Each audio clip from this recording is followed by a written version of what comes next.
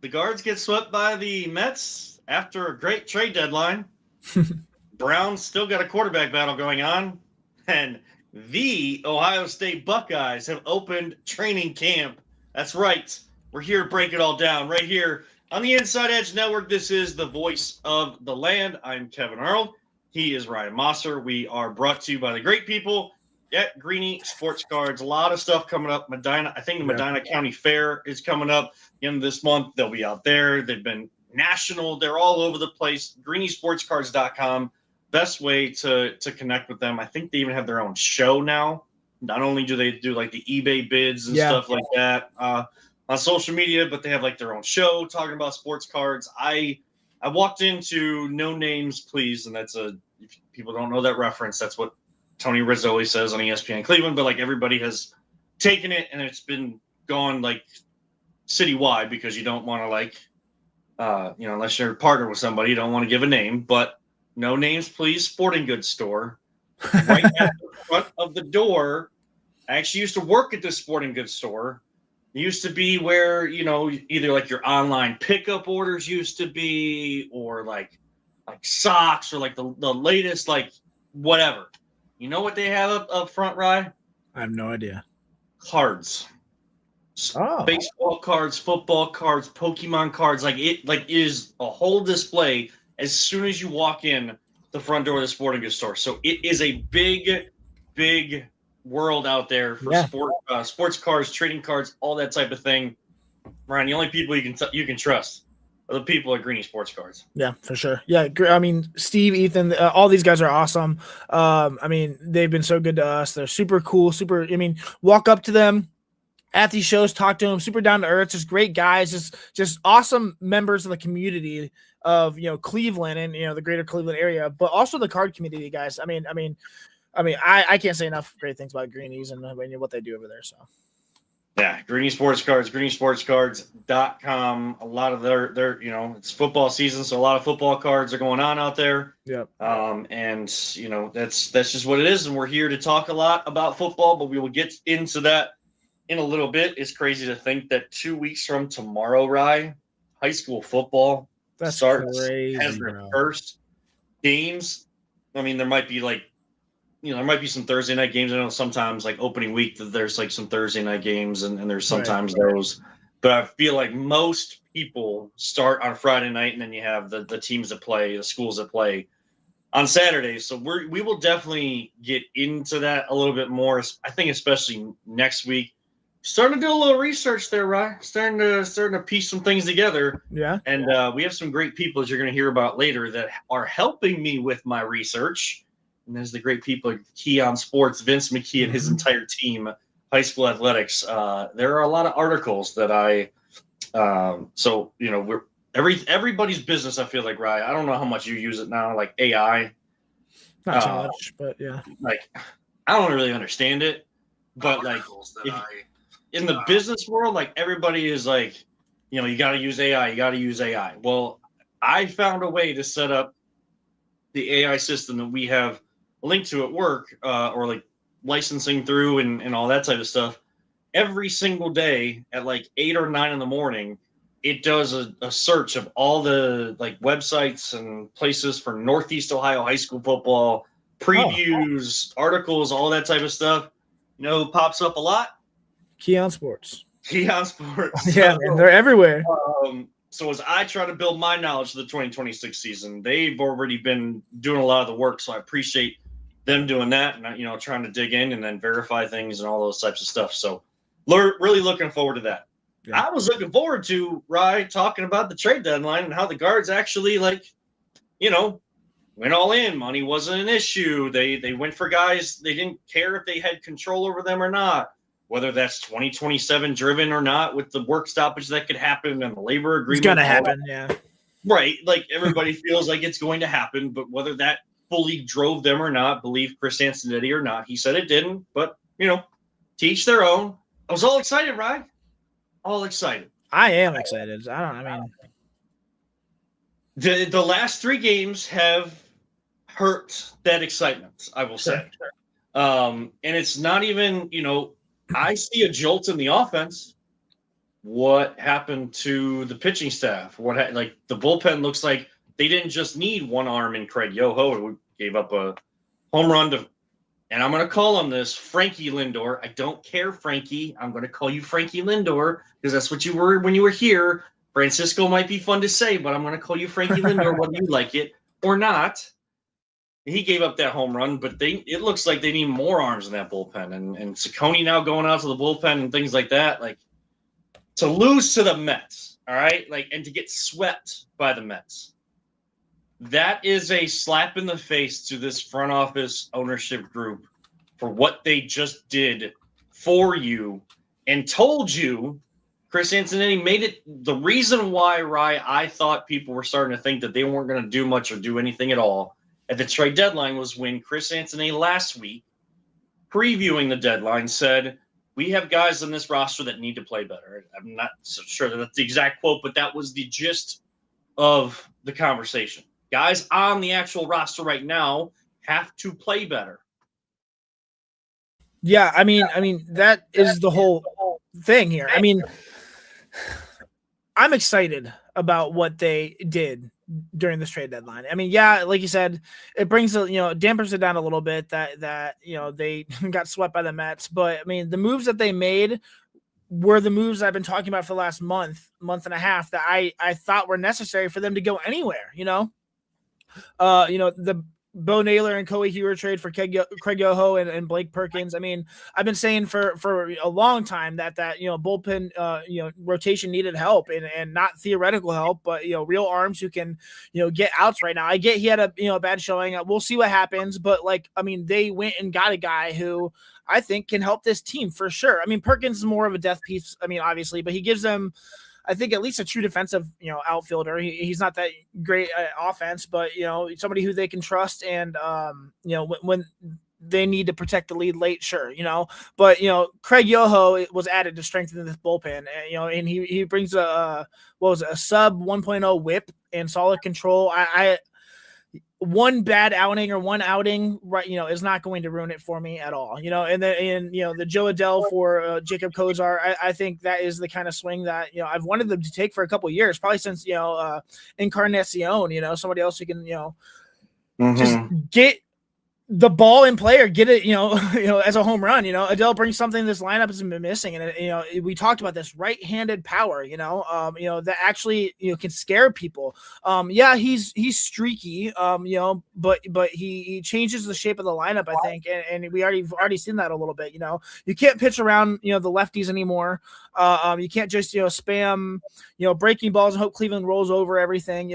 Adele forces pitchers to rethink their approach, and I like that. And I think he fits perfectly with what I've been saying. They needed a bat who can punish lefties and give them a real thump in the middle of the order. And I think he already leads the team in home runs. So Foster Griffin, the addition for him, exactly what I've been saying. We've been saying we needed somebody in the rotation, one more stabilizing force, someone who could slot in, into the top three and give them a real, playoff caliber arm. And he's that guy, and he's shown he's that guy this year. And it's crazy the path that he's had for the last few seasons, and then how good he's been this year. Nathaniel Lowe, I love that. I mean, even I can't say his name. Angel. Now I always want to say Ganeo, but it's just now. Yeah, I'm not gonna get that now or her later. I'm not gonna get that now or her later. So I don't know. Maybe with that joke. I love that Arias was DFA'd. I mean, it's sad, when a guy's gone, but I mean, it's what have you done for me recently? And recently he's been, he's had chance after chance after chance, and the mistakes kept piling up. I'm glad he's gone. Now, he batting average is everything, but he's batting, .309 with 10 home runs, 42 RBIs in 72 games with AAA Columbus. That's pretty good. That's not a fluke. I think that's a kid forcing the door open. Hopefully he went 4 for 4 in his first MLB game, which is a Guardians record. No other Guardians ever done that. Hopefully he continues that, and we see some better play at that position. So I mean, did they address everything I talked about? They, bullpen help absolutely. Right-handed power batter with Adele. They got a rotation stability pitcher with Griffin.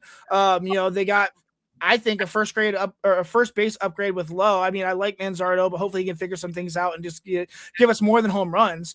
But I think this is the most complete, aggressive, intentional deadline that the Guardians had in a very long time. And we've been screaming for this to happen for years now, and they did it. So, I mean, yes, they got swept.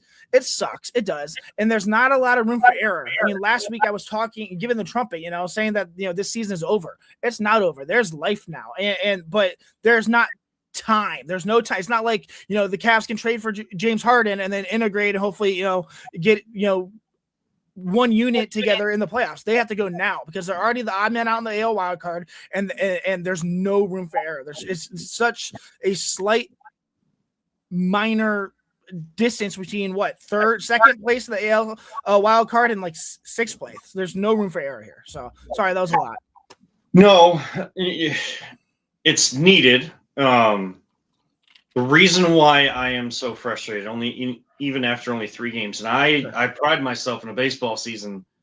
Like, I don't, even in the basketball season, I don't look at it like the football season, where like we're like breaking down like every little thing that, how like after one, there's only 1 game a week in football. Mm-hmm. So like you're going to overanalyze everything. And it's, while it is still a marathon in a sense because of how physical football is, like it's like 17 sprints, to be honest. And, you start out slow and you're like, there's very little ability to come back from it. In baseball, you got plenty of time to come back from it if you start out slow. Sure. That's why you don't win a division in April, but you can lose it if you decide to just, not play well at all in April.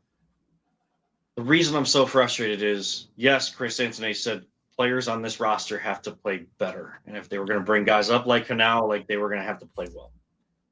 But as I said, this is a slap in the face to Chris Antonetti and Mike Chernoff. Because like this series was, and like, I'm not saying it's over or anything like that. Mm-hmm. What I'm saying is this sweep was a slap in the face that a team organization that is telling you need to get better, and you can take that personally and all that type of stuff. They still went out and bought at the deadline guys that they are renting for the rest of the season to show that they still have faith in you, that you can do this, and that this is possible. Sure. And then against the lowly Mets, who pay a bunch of money and never have any success at all, you're allowing them to score as many runs as they did. And yeah, there's errors, and you could talk about the offense, but like just in general, letting that team come in here and do that, when you see Nathaniel Lowe playing well and Joe Adele having an impact, like, oh, it's great that we have like the roster that you could put together, a lineup that you could put together from the guys that have come up from AAA and made an impact at some point. Man, like that future looks bright. But guess what? Your team told you we are actually still trying to win in 2026. Our goal, when we say is the World Series, we actually mean that. We just showed you that. And then they go out and do that. Like, again, nothing is over. Anything, like I'm especially after last year, like you can't give up on anything. All I'm saying is that is a terrible start after the trade deadline, and now you put yourself in a real bind where you almost have to go into Chicago, and we're still only in August, and you have to at least take 2 or 3 when you've only won 4 series since June. Yeah, like it is unacceptable. You got to start winning series, and you got to actually put like a win streak together that's like 8 or 9 games long to really get yourself back on track. Because the reason I call it a slap in the face is because the way that they played and the guys that we've known for a while this year, the way that like just not saying that this is how they actually approached it, but just the look in their eye, the approach to the game was like, oh, like we got time to come back. We came back from 15 and a half. Like it's like this, like, oh, we can, not the time is now. As Yeah, John said, like, your time is now. I You hear need you. I mean, we've to been talking about all season that this is a young team still. We still have the injuries bug that we're Jose is not Jose. I mean, Stephen Kwan maybe might be back to a form that I'm not sure, but he's been looking much better, and that's great. But this team is still young. So call it guards ball. When they are this young ragtag team that wins, but when they struggle, it's and of course, right now it's an incredibly unfortunate time when they are struggling because it is do or die.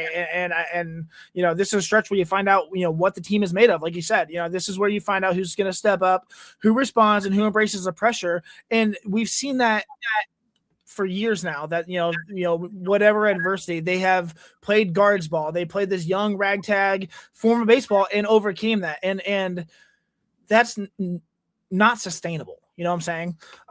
It's just not. And it's fun, it's cool, but when it goes south, then we start pointing fingers and this guy's to blame, or we use that young as an excuse.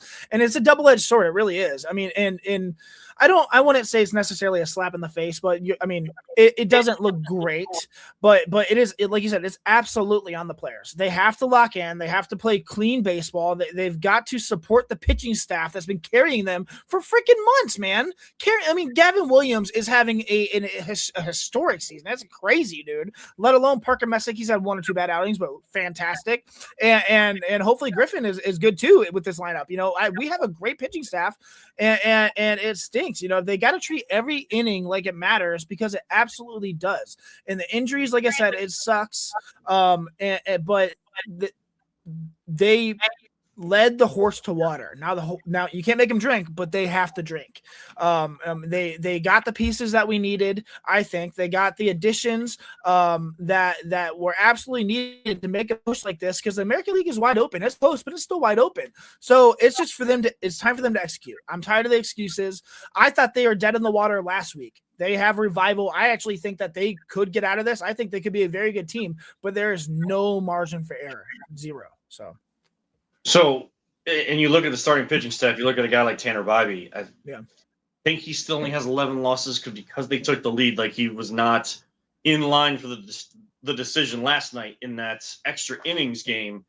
But like, while he was on the mound, they scored 3. So in 11 losses, like having 11 losses on a season, like in those games where like, and I lumped yesterday in with that because like they were down for so long, and he was kind of in that same circumstance of not getting run support for the longest time in that game.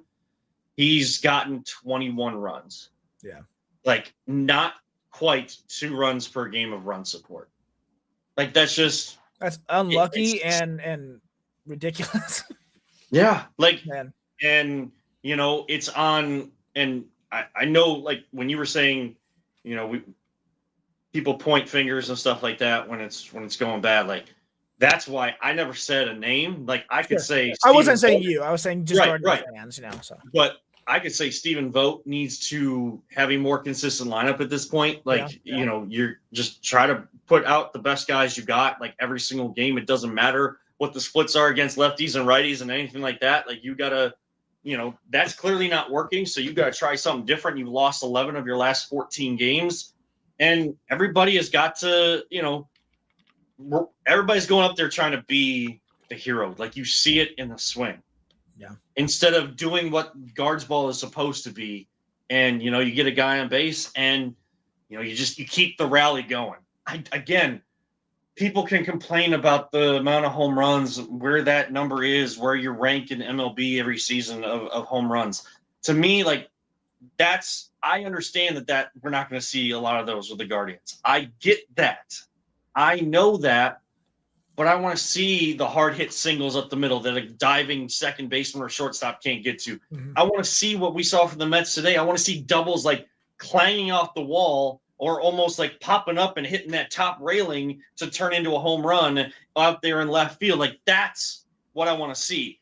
And, if they got time to turn around, but time is of the essence still. Sounds like an oxymoron, but time is of the essence, and they need to start turning things around. And it has to happen against the White Sox in this weekend series coming up Friday through Sunday. And I already know there's probably, I'm not even looking for it. I'm sure there's already posts out there like, man, oh man, like, this team is not good. We don't put money into it and all that type of stuff.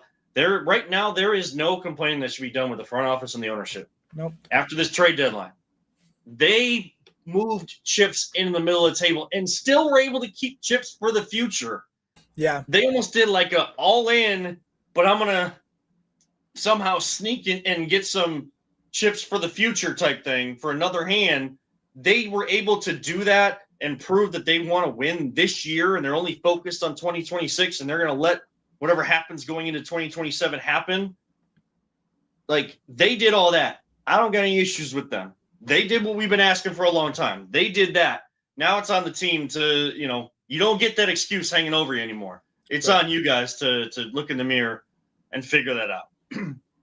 Browns training camp quarterback battle is, ongoing. Oh, man. I hate hearing any day that Deshaun Watson has a good day. Don't care if it's real or not. I hate those things. We'll talk about that coming up next. But first, these messages from the great partners of the Inside Edge Network. Fanatics isn't just our name, it's who we are. Loyal, passionate fans dedicated to our favorite teams and to the sports we love. That's why we're honored to be able to offer fans the world's largest collection of official sports apparel and sports jerseys from all leagues, teams, and players you love. We feature a wide selection of gear from every league, including the NFL, MLB, NBA, NHL, and NCAA merchandise, which allows us to serve fans of football, baseball, hockey, basketball, lacrosse, soccer, golf, and, well, everything else that gets your heart pumping. Go to fanatics.com by using the QR code on your screen right now to celebrate your teams. That's fanatics.com, a proud sponsor of the Inside Edge Network, Cleveland's digital leader. Key On Sports is the leader in Ohio high school athletic coverage in written, print, and video streaming. From the latest news and results and written content to the high school football game of the week every Friday, Key On Sports has you covered. The vision of 15-time published author Vince McKee has become the most trusted site in Ohio high school athletic news. From podcasts to player profiles, Key On Sports is your one-stop for all of it. Visit them today at keyonsports.com or on YouTube at Key On Sports. Check out their socials on Twitter and Facebook as well. Discover our collection of handcrafted candles. That's right, every product is thoughtfully created in small batches free from harmful toxins for mindful everyday indulgence. Our candles are hand-poured in coconut soy wax with natural wood wicks, offering a long-lasting burn and rich fragrances. Create a cozy, safe ambiance for your home with candles from Alley Rose Fragrances. First-time customers use the promo code InsideEdge20 to receive 20% off your order. AlleyRoseFragrances.com, proud sponsor of the Inside Edge Podcast Network. Clean energy, bold flavors, and no jitters. See why people won't shut up about Dubby. Clean energy, no jitters or crash. Whether you're starting your workday or getting ready to exercise, Dubby Energy helps you lock in and focus. With over 15 flavors to choose from, you can't miss. Order Dubby Energy right now by using the QR code on your screen and use the promo code InsideEdge10 to receive 10% off your order. Dubby Energy, your energy-focused sponsor of the Inside Edge Network, Cleveland's digital leader. Mosser Moments Photography is a husband and wife wedding photography team based in Cleveland, owned and operated by Inside Edge Network's very own Ryan Mosser and his wife Hallie. For the past 10 years, they've captured more than 100 weddings across Northeast Ohio and beyond, always working together as a true two-person team. Their style centers on authentic, emotional storytelling, documenting the real moments between two people in love and creating images that feel natural, comfortable, and true to the couple. Rooted in Northern Ohio but inspired by their travels, Ryan and Hallie bring a warm, personal approach to every wedding day. Their work blends experience, consistency, and a genuine passion for helping couples relive their best day through timeless photography. Learn more at MosserMomentsPhotography.com by using the QR code on your screen right now. MosserMomentsPhotography.com, a proud sponsor of the Inside Edge Network, Cleveland's digital leader. Quarterback battles rage on in Berea, and we are here to break down what we've seen, what we've heard coming out of training camp here on the Voice of Land on the Inside Edge Network, and we thank all the partners of the Inside Edge Network, as well as our directors, AA Anthony Alford, Eli Moon, the entire cast and crew with the Inside Edge Network. Before we get to the Browns, though, real quick, because I don't want to save this to the end and mention it and feel like it's just a throw-in. I feel like this is very important. The Cleveland Sirens are here. Oh, yeah. I hear the call. I love the name. I love the color scheme. Some of the especially like the more like the secondary logos are sick. Like I should have done this even from the beginning of the show, but I was scrolling through Twitter during the break a little bit just to see like if there's anything we need to know. There's sometimes I miss something, whatever. And they had SportsCenter actually had the directors from like the people running the process of getting the WNBA team here, and I think it's Allison Howard, who president of business operations. She was the one kind of at the forefront of everything on, what was that, Tuesday? I think they announced just a couple days ago. Yeah. They announced the name with that color scheme. Those I think you could have some pretty sick jerseys and stuff like that. Like it's real. And I got to say, like, the branding that Cleveland sports have had and some of the new teams they've had coming out, like the new soccer teams that are coming, the men's team, Forest City FC, Cleveland Astra for the women's professional team coming in a couple years. And now the Siren, like, I don't know, just like chef's kiss to that. And I cannot wait for 2028. Because I feel like Cleveland's going to really embrace this team and embrace having a WNBA team here. Yeah, it's exciting. I mean, I personally do like the Sirens. I mean, sure, but I personally just would have liked the Rockers, I think, just going back to history. But yeah, I'm excited for the team. Like you said, the color scheme looks sweet. I'm going to be a fan, and we'll see how it goes. I'm not really sure. I mean, this is probably my first actual expansion team for pretty much any league that I'm going to remember, like, really, and I'm excited. I'm excited to see how the process goes, see which women are going to come to Cleveland and represent our team for, in the WNBA, and it's going to be fun to talk about. So. Yeah, I mean, as they continue to grow, I mean, I feel like there's going to be like more games, and, it's during the summertime too. So it's, perfect time of the year.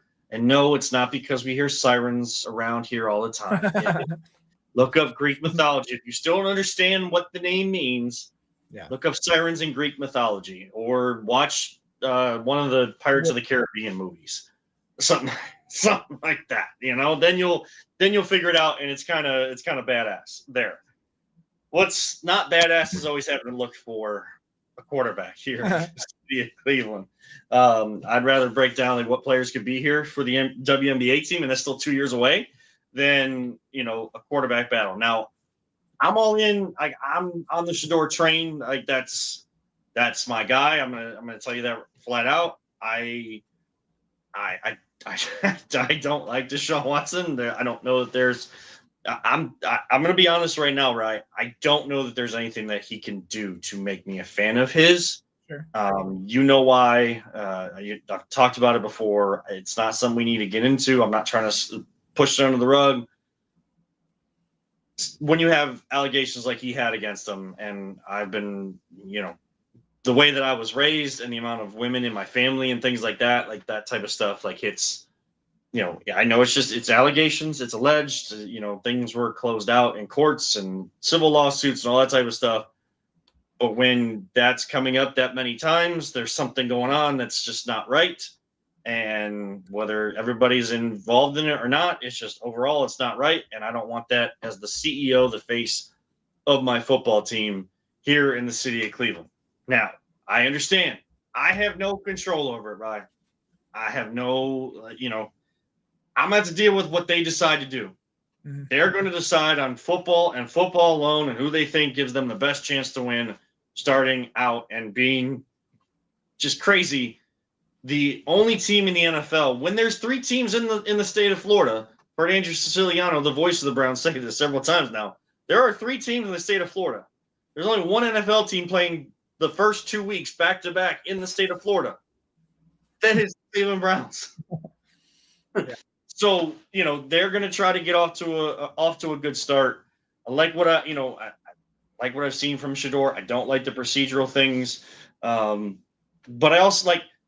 I don't know. The biggest takeaway that I'm getting right now from training camp is what I felt coming out of the off-season program from minicamp going into their long summer break has just continued to grow, and that is becoming a Todd Monken fan, at least.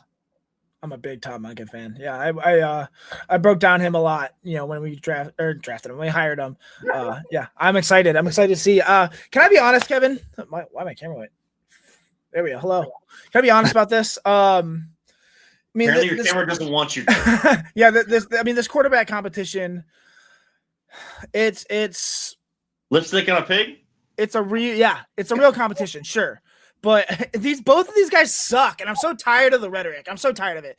Neither of these guys are going to be our quarterback next year. Neither of them. I'm sorry. Shedeur Sanders is not going to be the quarterback. I'm sorry, Shedeur fans. I want him to be. Sure, it's great. But the guy looks mediocre. He does. I mean, there's promise, sure. But, I just fully expect this team to be awful. Even with the great, rookie pieces that we've had the last 2 years. We talked about maybe Myles Garrett attesting for 2, maybe 3 wins. But he's gone. Jared Verse looks like he's that leader that we've been wanting and needing and lacking in that position that we wanted from Myles Garrett. But he's not Myles Garrett on the field. He's Jared Verse, and we're excited to see what he's going to be for the Cleveland Browns. But he's not Myles Garrett. This team is not going to be good. I understand that Denzel Boston is looking fantastic. I understand our receiver room is looking competent.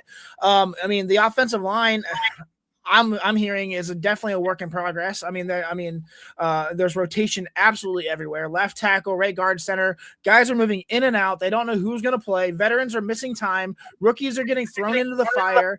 We'll see. It's messy, but it's necessary. It's better than having no offensive line, which was the fact of the matter at the end of last season. But I would love for Shedeur to be the guy. I would love to use our 2 2027 first-round picks on guys that are going to help this team outside of the quarterback position. I just do not see it happening. Dillon Gabriel on days looks better than both of them is what I'm hearing. Coach Lance Reisling has been talking about Dillon Gabriel, saying he's looking so good. And this is not real. All due respect, Coach, I know who Dillon Gabriel is. Right. This is for show. And I'm sorry. And it's fun. It's cool. Of course, with the flashy Shedeur, we want him out there because if that dude hits and has the swag, all the kids love him. Everyone loves him. It's going to be great. But I just don't think the kid has it, and that sucks. And we'll see. But this is just for show. This is just to get us to the 2027 season so we can get our franchise quarterback. Hopefully. I hope that we can. Like I said, I really like Todd Monken. Not only is I have to backpedal a little bit and wait until I see what happens on the field before I covet this guy as the best addition forever and the best head coach we've had since 1999. I don't know because he hasn't coached a game yet, but I like everything that I see. But right now we have coordinators that were not on this team last year, head coach not on this team last year, lacking Myles Garrett, an offensive line that never played together, and an offense who had just a bunch of random dudes are thrown together and hopefully work together. I don't know, man. I just don't see it. So, you know what the most Browns thing is? What's that? They're going to win just enough to not be able to, to not be able. And I know that they have 2 firsts, but there's going to be a lot of talent. There's not going to be. I don't know how much movement there is going to be. Rather have Marvin Lewis, Raul coming in saying rather have Marvin Lewis. Oh, jeez. I don't know. I know where that's. I know where that's going. So I like what we've done. Everywhere else, but the quarterback position. Now, I say that, and that gets out there, and then if you're a fan of one or the other, that's going to we have to go to such extremes to go to bat for our guys. I am a Shedeur fan. I want that to work. Yeah, but I do too, of course. Right. I have to look at it realistically. I don't know that it will. I don't as much as I don't see him, he is his own person. He's not Johnny Manziel, and he's not the famed guy of Baker Mayfield. It's not the same type of thing, and I think he handles it a little bit better than those guys did even. But to have that kind of distraction, if he's not playing well, but like, so then it becomes a negative thing. Like all the fame and all of the attention, all that type of stuff. If he's playing well and we're winning games, like that is a good thing. And that can be shut out. Like that won't become a distraction. But it's when the adverse side of those things happen. Yeah. I don't know. And again, like there's probably part of me that only wants Shedeur because I vehemently don't want one person to play quarterback for this team ever again, and I'm going to have to deal with it. Right. If he wins games, like, great. I can tell you right now, I'm not going to just – I am not, and you can hold me accountable, Rye. People can call me not a Browns fan then by saying this. I'm not rooting against anybody, but I'm not going to be, jumping and feeling like, rainbows with Skittles raining down are happening if a certain guy is winning football games for the Browns. Like I'm not going to be like upset by it, but I'm telling you right now, I'm not going to be one of those people that's like overly excited. Like there will be a very measured approach to what I see, because I know if he is winning us games, there are some other players that are good to root for that are also aiding in us trying, like, winning games. Will it happen? No. And that's why, like, 2026 feels like a wasted year already. And we haven't even started this year. And we're still like an hour or so away from the Hall of Fame game starting here in 2026. Yeah. And we got to go Hall of Fame all the way to wherever the Super Bowl is this year, is what it feels like before we can then start this whole process over and going into 2027, if we're even in a good position to get one of those guys, if they're even all good this year in college football. If I hate if. Yeah. You know what screwed us, honestly, is the lack of quarterback crop the last few years in the draft. We had the second overall pick. We had 6 overall, had maybe a chance to trade up, but there was it was one guy maybe and a bunch of question marks, and that's the timing that sucks. I think this year is the year. It's the cream of the crop is going to come out. It's going to be, I said, at least 3, I could say 7 guys that could be franchise guys or at least starting caliber quarterbacks in the NFL, and that's exciting. I am going to be honest. I do not, of course we talked about the Deshaun Watson situation and, a ton, especially with ABJ back in the day when we were all together. I am not a fan of him, the person, but I can separate the person and the team's overall success, or the person, leading at quarterback. It doesn't mean I'm going to, necessarily root for him, but unfortunately with football and a lot of football fans, winning can cure a lot of things. And I feel like that's going to happen a lot with Browns fans. If for some reason Deshaun Watson is a starting quarterback and for some reason has a game or, games like he did practice yesterday when he threw 7 touchdowns and no picks, it's going to be hard not to root for this guy, at least personally. I understand everyone's different, but I for a fan base that has been searching for so long, I would take just about anything right now. It's a hard thing to balance between morals and fandom and things like that. Something I'm not really going to get into right now, but I'm going to be honest. I'm going to be excited. Hopefully it is Shedeur. Hopefully he does go out there.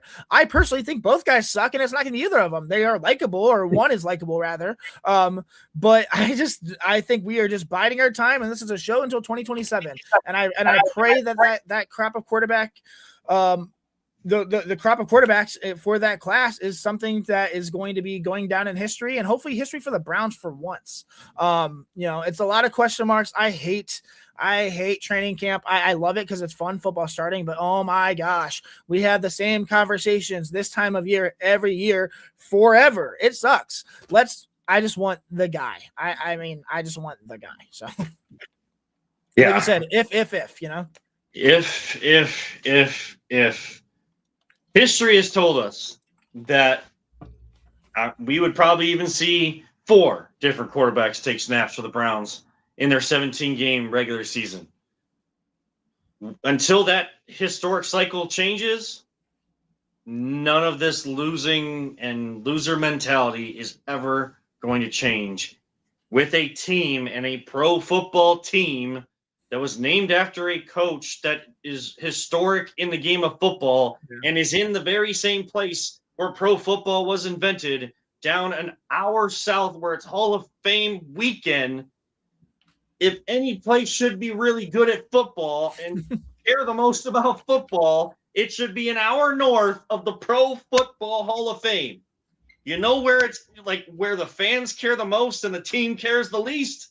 An hour north of the Pro Football Hall of Fame. Football was invented. Until we can stop having these same conversations, nothing's going to change. You know what's not an if? Jeremiah Smith. You know what's not an if? Buckeyes having realistic national championship chances in 2026. You know what's not an if? Scarlet and Gray running through my blood veins. We will talk about them coming up next as they open training camp right here on The Voice of the Land.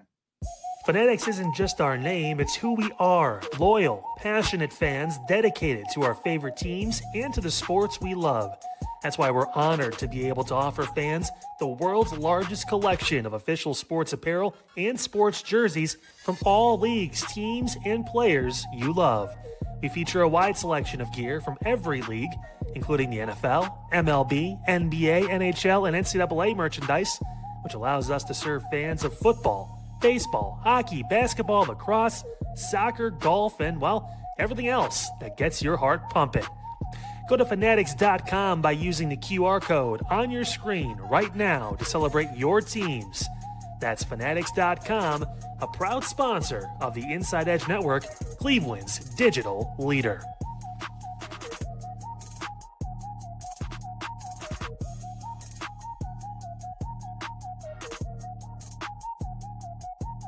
Small business owners are superheroes, but nowadays running your business means doing so inside your shop and on social media. That's why you should make Omega Video Marketing your sidekick.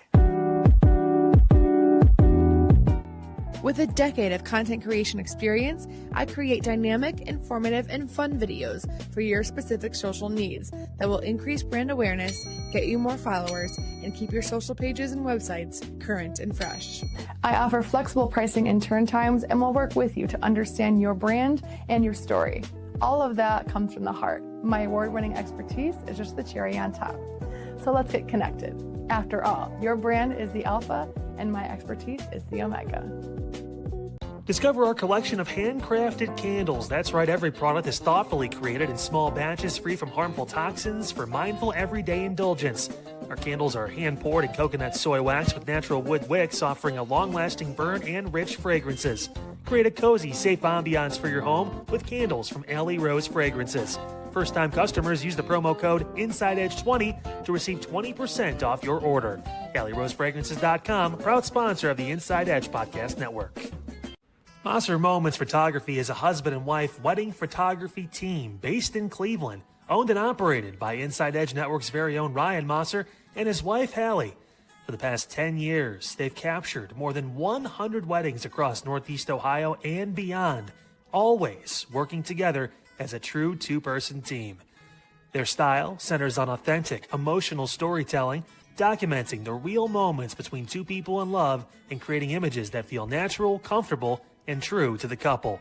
Rooted in Northern Ohio but inspired by their travels, Ryan and Hallie bring a warm, personal approach to every wedding day. Their work blends experience, consistency, and a genuine passion for helping couples relive their best day through timeless photography. Learn more at MosserMomentsPhotography.com by using the QR code on your screen right now.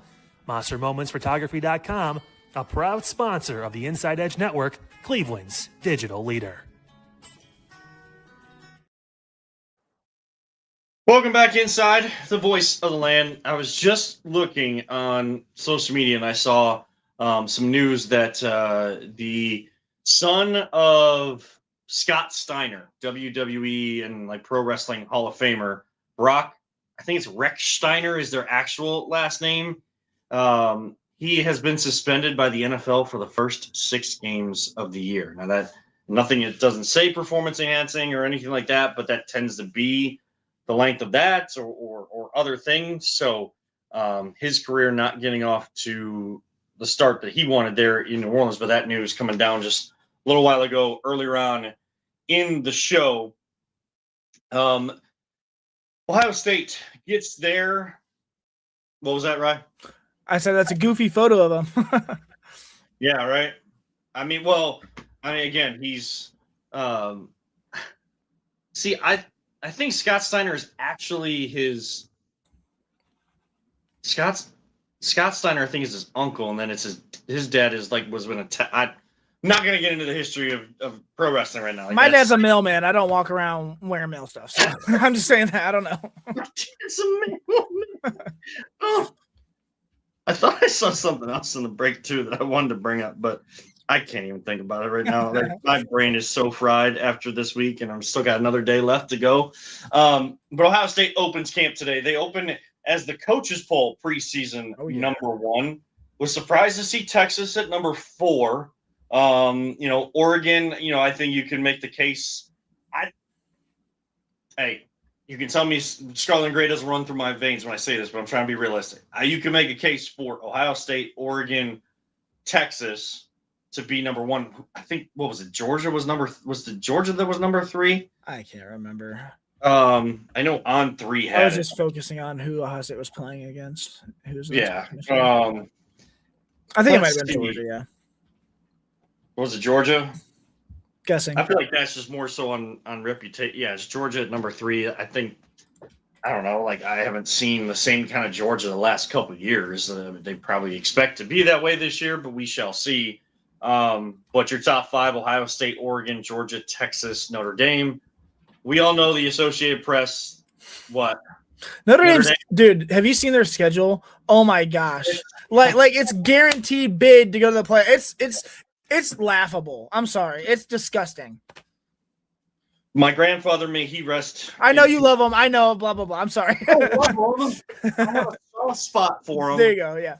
But what I'm saying is, Ohio State got all this crap last year about their schedule and where they're ranked and all that type of stuff because of who they played. You know what? Notre Dame runs through that schedule this year. The red carpet is going to roll out for them going into the playoff. Everybody's going to be saying, how great they are. Now, they could be a really great team. They got a pretty decent quarterback expected to be in CJ Carr, things like that. So, pretty common thread with a lot of the top teams there is a top quarterback prospect. Julian Sain with Ohio State, Oregon, Dante Moore, Texas, Arch Manning, CJ Carr, Notre Dame. So we shall see. Again, the AP poll, that preseason poll, will be what everybody ranks them on until the first college football playoff rankings come out in November, I think they do. It's usually the month of November is where that starts, and then they use that number instead of the AP. It's all confusing. Whoever wins the national championship, that ends up being the best team in the country. 2 interesting things coming out of camp, though. Isaiah West looks like him and Bo. Everybody just anticipated being or a dual backfield, but listing Bo Jackson and Isaiah West. After day 1, I know it's only day 1, but from spring workouts and all that type of stuff, Ryan Day I didn't even see a comment about Bo Jackson. It was all about Isaiah West coming out of that backfield. Yeah, that's cool and all. It's been one practice, like you said. I believe this is going to be a running back by committee because there's so many good guys. Bo Jackson is fantastic. He had a great freshman season. Isaiah West, great. I hope he can contribute and be fantastic. I think the second point you're going to make is about Legend Bay. Hopefully he is great. You got Turbo Rogers. You got so many guys in that that backfield who are busting their butts. And have you seen Sincere Johnson? I know he's not a running back. Have you seen what he looks like right now? They have been, excuse my language, busting their asses right now. He looked like a grown man in high school. He looks like a father of a grown man. It's insane. All these guys are busting their butt, and that's what I expect is the competition. Nobody should. Jeremiah Smith, but maybe young running backs who are promising. Keep it up, guys. I'm excited. A lot of people. Sorry, you're talking about these 2 points. I don't want to go off tangent here. Continue. Well, I mean, like I do find it interesting. I mean, they're going to need to establish the run this year a lot for more. sure. Yeah. They need more balance. Now, I want to see a little bit more pace in the offense. I know that at Big Ten Media Days, I know that Ryan Day talked about that a little bit, like how, well, the pace of play when we won the national championship and the year after were about the same, but like you always have to look at things. Like there were moments, and I understand they're running like a pro style thing, and they're like they're going in the huddle and all that type of stuff. They're really getting these guys ready for the NFL. But there were moments where I wanted to see a little bit of that Urban Meyer flair. Like, you make a big play, like, get to the line quickly. Let's get another play. Let's go quick. Let's keep the defense on their heels after we get a big play. Like, I feel like we stopped their momentum too often last year, and that's what, part of the reason why we didn't score as many points in games as we could have. Now, again, part of that was also to try to save these guys. They felt like they needed to for the college football playoff. They felt like they learned that going into that after winning it. You just got to go play. And guess what? The schedule is not gonna get easier. And now I'm hearing Ryan Day saying, like, we can't afford to get off to a slow start. Yeah, we have to have a fast start. And we could face if we end up playing 17 games this year by winning the national championship, we could face 11 of those could be top 25, top 15 opponents. Like that is, but that's what you go to Ohio State for, are those big matchups. Like it's great that you have all those teams on your schedule, but if you don't win them, like you are going to be anticipated to win a lot of those, if not all of those games. And that is like the standard at Ohio State. Have we been a little I can't even think of the word right now. Spoiled? Spoiled. There it is. We've been a little spoiled, sure. But like this is what you built for. Julian Sayin got his feet wet last year.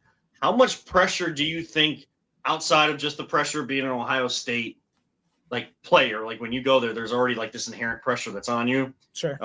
And this Sunday when I do show for another network, like I'm going to have Bo Bishop, who covers not just the Browns, but the Buckeyes for 97.1 The Fan down there in Columbus. I'm going to kind of ask him the same question, but I'm interested to hear what you say, Rye. How much pressure outside of the inherent Ohio State overall pressure is on Julian Sayin this year? Dude, I saw today he's leading right now, at least in preseason. He's leading in the Heisman race already. There's a lot of expectations, and there's not a lot of excuses that are going to be listened to. I mean, yeah, Ohio, like you said, the schedule is gauntlet. Like you said, I mean, I personally believe week one. You don't like to say this often, but Ball State is obviously a scrimmage to go against Texas week 2. Obviously. Their players know that too. Did you see that video last year when they I think like in the just quickly, like in the off season, like they found out, or like when the schedule was out, there was like these 2 players from Ball State that were, they saw they were playing Ohio State, and they're like, I mean, what a great opportunity to get your butt kicked. Yeah, cool. They basically resigned themselves to losing, basically. Yeah. And then, like you said, then the full Big Ten slate. Then you got back to back Indiana, USC, and Oregon, straight 3 straight weeks. That's hard. It's not the Notre Dame schedule, which is significantly easier. They only play Miami. That's the only team they play that's any good. Maybe Michigan State. I don't know. But nonetheless, I have high expectations for this team. Julian Sayin, he is expected to bring this team a national championship this year. There are no excuses.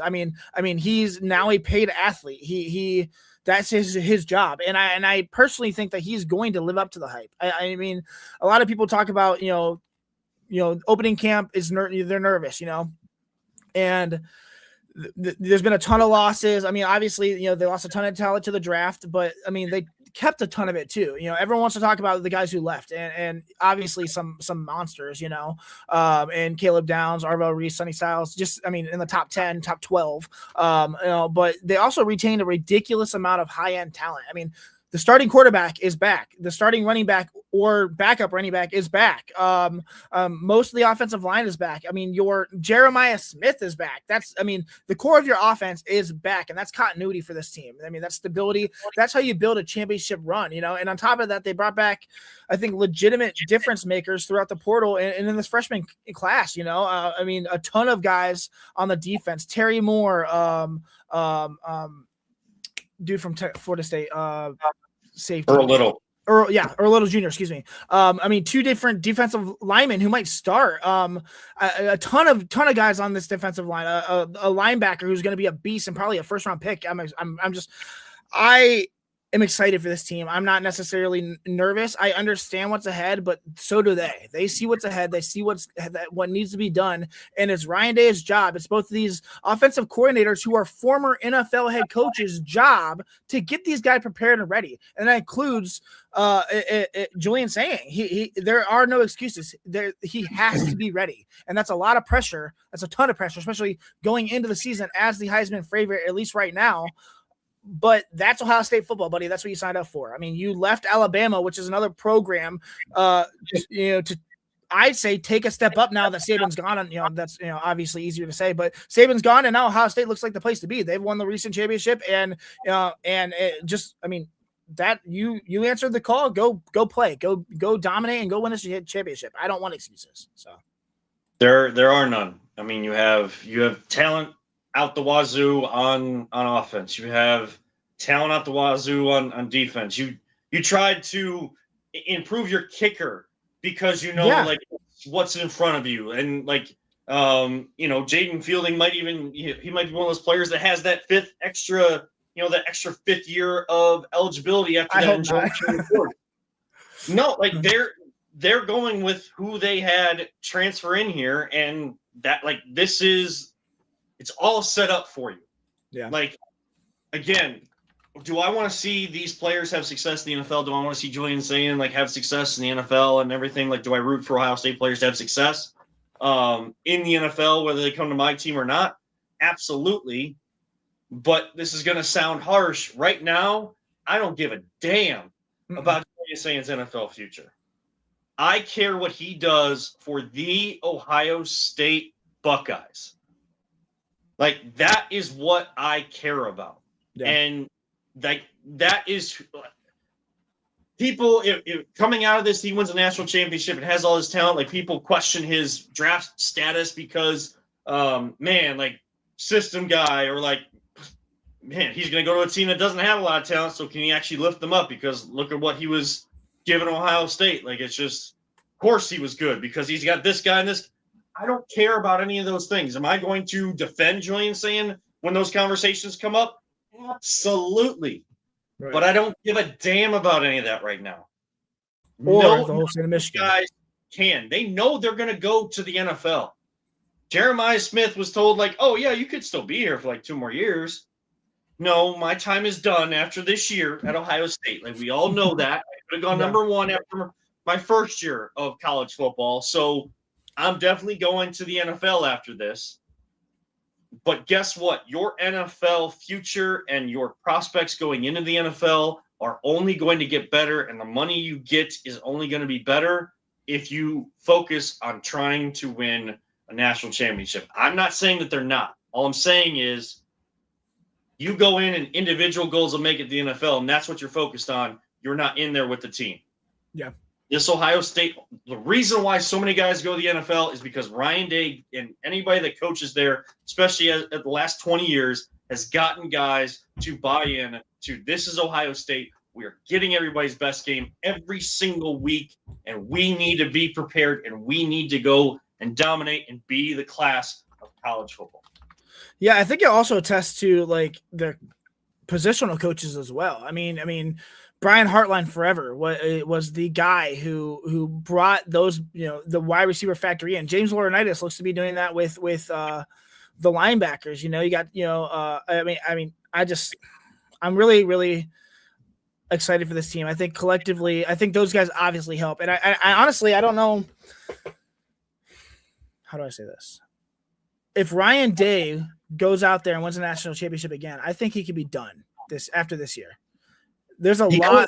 There's a lot on the line this year, I think specifically, and I think James Laurinaitis is a guy who could be just ready to go right up in that place. And I listen to a lot of Buckeyes podcasts, and a lot of different guys are talking about that, how Laurinaitis is really just buying himself into that locker room. He's not just like a former alumni. He's not, former NFL star. I think he played 10 years. He's come back and really embraced, the culture and has been and just really I don't know, just embraced just what it is to be a Buckeye. And I love it when guys come back, even guys like Carlos Loughlin, who not necessarily is not from Ohio State, but is bringing in these top recruits. Yeah, we lost out on DGG, but he was here because of Carlos Loughlin and because of the possibility of playing for Ohio State. Matt Guerreri with the safeties, just all these positional coaches. I think they all deserve their flowers because all of them lock in and truly exemplify what it is like to be a Buckeye and then coach that